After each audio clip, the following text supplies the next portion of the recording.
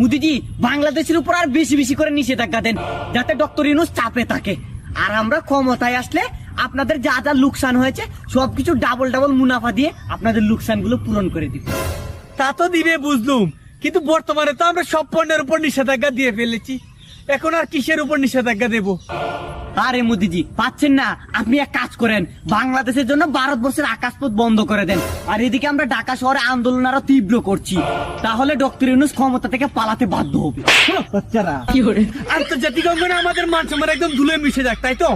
সালা পকুনুরা এদিকে পাকিস্তান অলরেডি আমাদের ভারতবর্ষের আকাশ সীমা বন্ধ করে দিয়েছে। চাইনার আমাদের প্রতিবেশী দেশগুলো যদি আমাদের আকাশ সীমা বন্ধ করে দেয় তখন আমরা কি করবো? আন্তর্জাতিক নিয়মের তোয়াক্কা না করে বাংলাদেশের জন্য আকাশ সীমা বন্ধ করে দিলে আমাদের উপর স্যাংশনের উপর স্যাংশন আসবে। তোরা তো দেখছি ক্ষমতায় যাওয়ার যোগ্যই না।